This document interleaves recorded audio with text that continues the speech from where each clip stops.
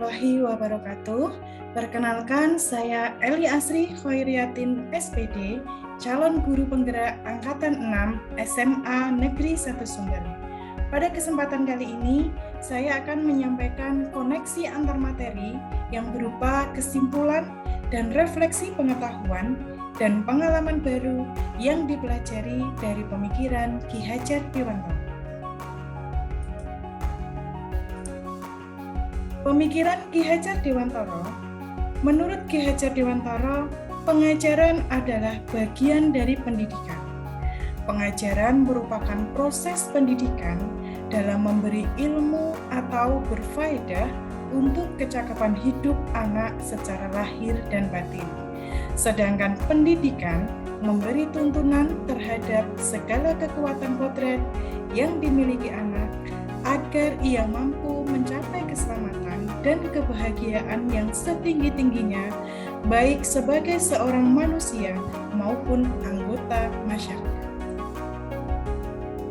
Pemikiran Ki Hajar Dewantara yang selanjutnya, beliau menjelaskan bahwa dasar pendidikan anak berhubungan dengan kodrat alam dan kodrat zaman. Kodrat alam berkaitan dengan sifat dan bentuk lingkungan di mana anak berada. Sedangkan kodrat zaman berkaitan dengan isi dan irama. Artinya bahwa setiap anak sudah membawa sifat atau karakternya masing-masing. Jadi, sebagai guru, kita tidak bisa menghapus sifat dasar tersebut. Yang bisa kita lakukan adalah menunjukkan dan membimbing mereka agar sifat-sifat baiknya bisa muncul, sehingga menutupi atau mengaburkan sifat-sifat yang jelek. Nah, pada kegiatan refleksi kali ini, saya menggunakan 3 pertanyaan pemantik. Yang pertama, apa yang saya percaya tentang murid dan pembelajaran di kelas sebelum saya mempelajari modul 1.1? Yang kedua, apa yang berubah dari pemikiran atau perilaku saya setelah mempelajari modul 1.1? Kemudian yang terakhir, apa yang bisa segera saya terapkan lebih baik agar kelas saya mencerminkan pemikiran Ki Hajar Dewantara. Nah, sebelumnya saya percaya tentang murid dan pembelajaran di kelas sebelum saya mempelajari modul 1.1, yaitu yang pertama, teacher center, yaitu guru mempunyai peran yang sangat besar dan dominan dalam kegiatan pembelajaran. Kemudian, keaktifan peserta didik yang kurang bukan menjadi fokus utama saya. Kemudian, target utama yaitu adalah pencapaian materi dan juga pencapaian KKM yang sudah ditentukan. Kemudian yang selanjutnya, saya merasa gagal jika banyak peserta didik yang mendapatkan nilai tidak tuntas. Kemudian fokus utamanya adalah kelas tertib, anak disiplin, anak diam, memperhatikan kegiatan pembelajaran. Nah, yang terakhir itu adalah saya kurang memahami kodrat alam dari masing-masing peserta didik. Nah, setelah saya mempelajari modul 1.1, perubahan dari pemikiran atau perilaku setelah mempelajarinya itu adalah sebagai berikut. Yang pertama, student center, di mana pembelajaran yang berpusat kepada anak. Yang kedua, memberi kesempatan dan kebebasan pada peserta didik berpendapat, memotivasi untuk peserta didik aktif dalam pembelajarannya, dan juga memberikan reward ataupun semacam hadiah, apresiasi terhadap keaktifan siswa.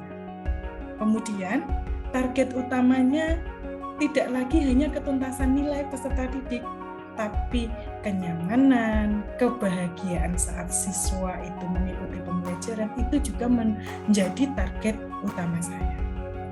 Kemudian menghargai setiap karakteristik belajar anak, serta tadi memberikan apresiasi kepada peserta didik agar lebih termotivasi dalam pembelajaran serta meniadakan punishment.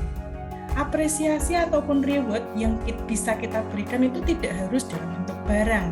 Dalam bentuk sederhana bisa ucapan bagus, luar biasa, pinter, beri tepuk tangan. Itu adalah contoh-contoh reward atau apresiasi yang sederhana yang saya terapkan, coba saya terapkan dalam kegiatan pembelajaran.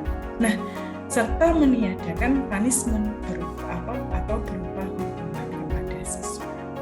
Selanjutnya, pembelajaran yang kreatif dan inovatif serta menyenangkan bagi peserta didik.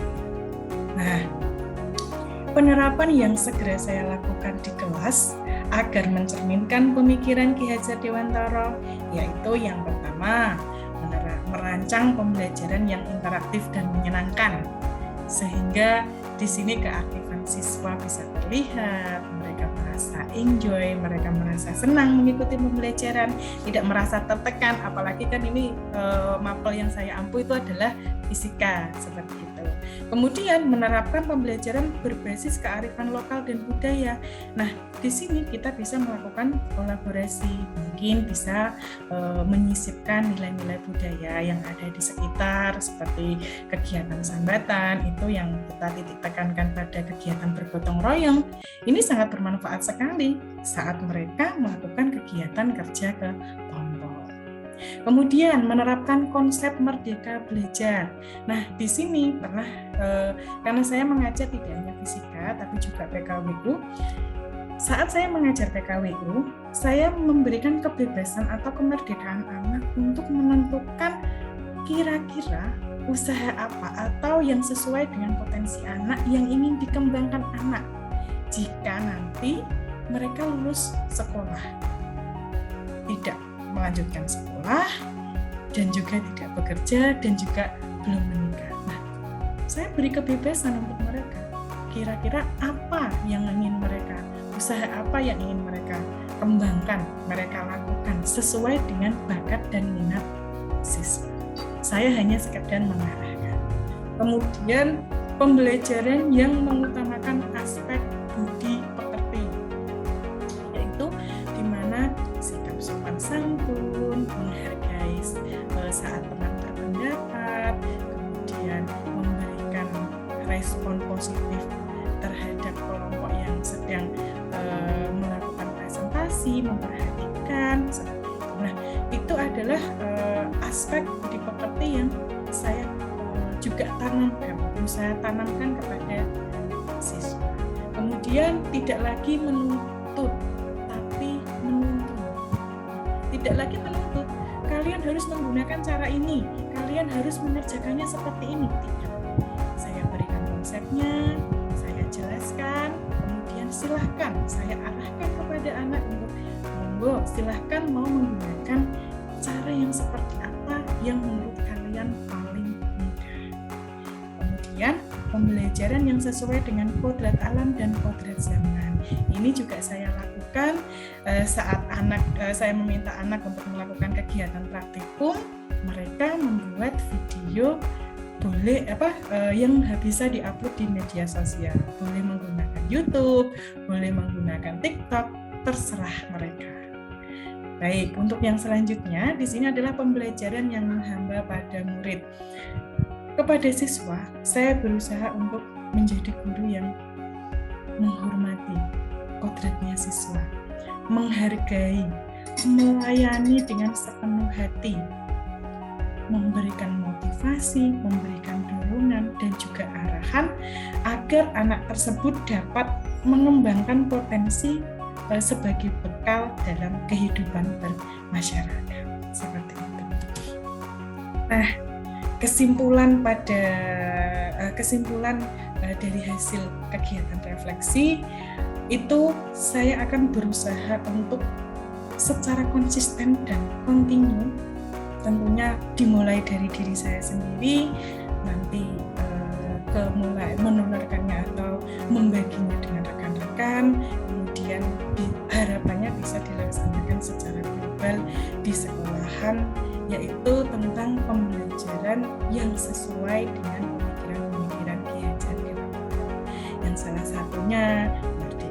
belajar, guru sebagai penuntun, bukan penuntut, kemudian guru yang menghamba kepada siswa.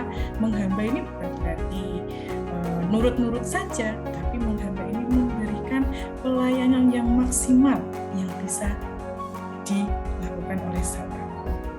Nah, pembelajaran yang mengkaitkan antara kodrat anak dan kodrat zaman, pembelajaran yang menyenangkan, pembelajaran yang kreatif dan inovatif.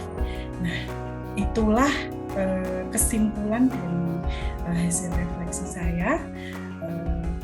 Demikianlah yang bisa saya sampaikan. Mohon maaf apabila ada kekurangan. Terima kasih. Saya akhiri. Wassalamualaikum warahmatullahi wabarakatuh.